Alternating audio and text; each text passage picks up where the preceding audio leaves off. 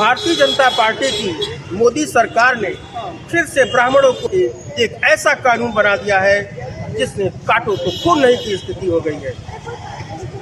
हम रात में खड़े हैं इस बात की चर्चा करने के लिए, नए यूजीसी एक्ट के बारे में चर्चा करने के लिए, क्योंकि रात में ही रुझान आने शुरू हो गए हैं। घटना है इलाहाबाद विश्वविद्यालय की, जहां पर 12 के करीब छात्र, जिसमें करीब 9 के करीब छात्र ब्राह्मण रहते हैं और 3 के करीब छात्र क्षत्रिय बिरादरी से ताल्लुक रखते हैं। चाय की दुकान पे मामूली सी होती है कहासुनी और उसके बाद ओबीसी वर्ग का छात्र कहता है कि तुम्हें अब नए ओबीसी एक्ट में फंसाऊंगा। जी हाँ, नए ओबीसी एक्ट की धमकी दे देता है। 12 छात्र, जिसमें 9 ब्राह्मण छात्र रहते हैं और 3 क्षत्रिय छात्र रहते हैं, उनको काटो तो खून नहीं, कैंपस से निष्कासन करने की धमकी देता है। मामूली सी राजनीतिक बात शुरू होती है। ये जो ब्राह्मण और क्षत्रिय छात्र रहते हैं भारतीय जनता पार्टी के पक्ष में रहते हैं और ओबीसी छात्र किसी अन्य पार्टी के पक्ष में बातें करता है। चाय की दुकान की एक मामूली सी कहासुनी एक ऐसे एक्ट की ओर इशारा कर देती है जिसमें काटो तो खून नहीं स्थिति वाली ब्राह्मण और क्षत्रिय छात्रों की हो जाती है। क्या है ये नया ओबीसी एक्ट जिसे ब्राह्मणों के लिए, क्षत्रियों के लिए और वैश्यों के लिए काल बताया जा रहा है? छोटी सी बात आपको बताता हूँ। इस नए एक्ट में क्या है कि कोई भी SC ST OBC का छात्र अगर कह देता है, उसे जाति सूचक शब्द से बोला गया, यानी कि अगर किसी ने आपको कह दिया यादव जी भैया इधर आ जाइए, बस हो गया काम। यानी इतने से बोलने पर वह जाकर के शिकायत कर सकता है और शिकायत करने के 7 दिन के अंदर इस पर कार्रवाई होनी है। उसका या तो कैंपस से निष्कासन होगा या तो फिर उसको पुलिस में सौंप दिया जाएगा।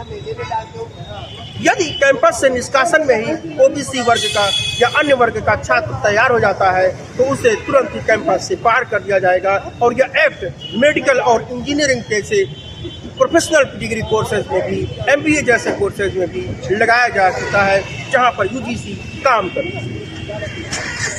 इस ताजा घटना के बाद वो सारे के सारे छात्र भाग जाते हैं, हाथ पैर जोड़ते हैं और निकल भागते हैं। बताते हैं पत्रकारों को कि भैया ऐसा ऐसा हो गया, क्या है ये। अब इसकी चर्चा करने के लिए हमारे साथ हैं वरिष्ठ पत्रकार भालचंद्र पांडे। इस एक्ट की और एक खूबी है कि इसमें अगर उसकी शिकायत गलत साबित हो जाती है तो उस छात्र के खिलाफ कोई कार्रवाई नहीं होगी। ये सबसे बड़ा पॉइंट है कि अगर उसकी कोई भी एक्ट में उसमें यह छूट दी गई है कि अगर शिकायत गलत पाई जाती है तो कोई कार्रवाई उस छात्र के अगेंस्ट नहीं होगी जिसने गलत शिकायत की है। तो पांडे जी, यह तो एक ऐसी चीज़ हो गई है जिसमें ब्राह्मण के अगर मेधावी छात्र हैं उसे आसानी के साथ फंसाया जा सकता है। आप क्या कहेंगे? आज स्थिति पैदा क्यों होती है, एक बनाया क्यों जाता है, इसमें कहीं न कहीं गवर्नमेंट की कहीं बहुत बड़ी खामी है। उस खामी को छुपाने के लिए गवर्नमेंट इस एक्ट को ला रही है ताकि उसका वोट बैंक है सुधरे। आज गवर्नमेंट के जो क्रियाकलाप उससे पब्लिक संतुष्ट है नहीं। बेरोजगारी हो, चाहे महंगाई हो, चाहे करप्शन हो, इस तरफ गवर्नमेंट ने कोई काम तो किया नहीं। तो गवर्नमेंट अपना वोट बैंक साधने के लिए कहीं न कहीं इनको कोई ऑप्शन चाहिए ना। तो ये लोगों का दिमाग वहाँ तक पहुँचे ना, इसलिए एक नया एक्ट ला रहे हैं कि लोग उसी में उलझे रहे। सवर्ण अपना राग अलापेगा, यहाँ ओबीसी, क्योंकि देखिए इस तरह का एक एक्ट बन चुका है SC ST एक्ट में। आज तक कितने केस हुए हैं? 95% लगभग जो केस हैं वो फर्जी पाए जाए। बिल्कुल सही कह रहे हैं। तो ऐसे एक्ट से कितना फायदा हुआ लोगों को? ये तो पब्लिक देख रही है और सब देख रहे हैं। तो इस एक्ट को लाने के पीछे गवर्नमेंट की मंशा देखिए, उनके अंदर सुधार लाना नहीं है या समाज में विद्वेष है उसका नहीं है उसका ध्यान, वो उनका वोट बैंक किस तरह से सुधरे, उनकी राजनीति कैसे चमकती रहे, वो सत्ता में किस तरह से बने रहे, ये एक्ट लाने का मूल उद्देश्य उनका वही।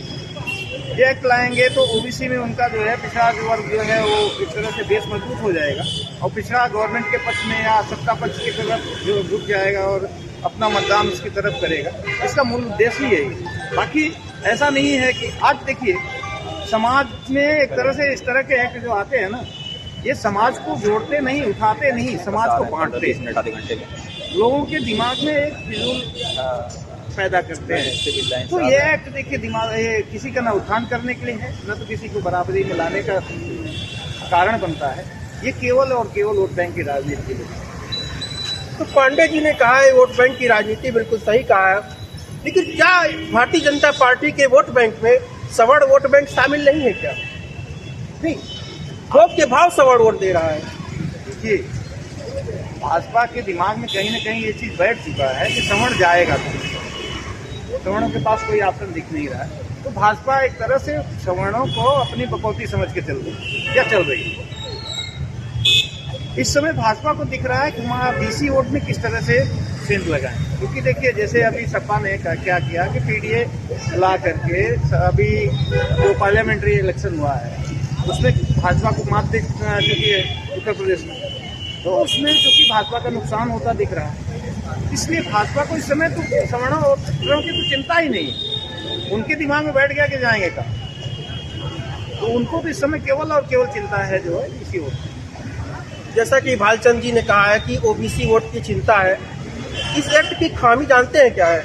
अगर एक भाई और एक बहन पढ़ रहे हैं किसी भी यूनिवर्सिटी में, तो उसके भाई से कहेगा अगर तुमने अपनी बहन को मेरे बिस्तर पर सोने नहीं दिया ना, तो मैं तुम्हारे पर ओबीसी SC ST एक्ट लगा दूंगा, यानी तुम्हारी पूरे जीवन को बर्बाद कर दूंगा। एक और साइड इफेक्ट है, अगर किसी मेधावी छात्र के नंबर ज़्यादा हो जाते हैं तो सीधे से कहेगा बोलना मत ज़्यादा, लिखना मत ज़्यादा, नहीं तो तुमको एक्ट लगाऊंगा, तुमको बर्बाद कर दूंगा, तुम साले इतना ही लिखोगे तुम पास हो जाओ। यानी कुल मिलाकर जो मेधावी छात्र उनका शोषण तो होगा ही होगा।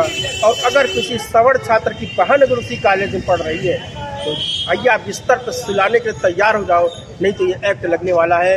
और अगर ये गलत भी साबित हो जाता है तो जो लगाने वाला है उसके ऊपर कोई कार्रवाई नहीं होगी। यानी कि आपने देखा होगा, ट्रैक रिकॉर्ड बताता है कि मध्य प्रदेश में भी पांडे जी एक IAS अफसर ने कहा था कि ब्राह्मणों की बेटी हमको चाहिए, और यहाँ तो खुलेआम ऐसा कर दिया गया है कि ब्राह्मण की बेटी को सुलाओ नहीं तो तुम्हारे ऊपर एक्ट लगाओ। इससे बचने के लिए अगर आपके बेटे और बेटी दोनों ही पढ़ रहे हैं तो अलग अलग उनको कॉलेजों में पढ़ने के लिए भेजें, और ध्यान रखिएगा।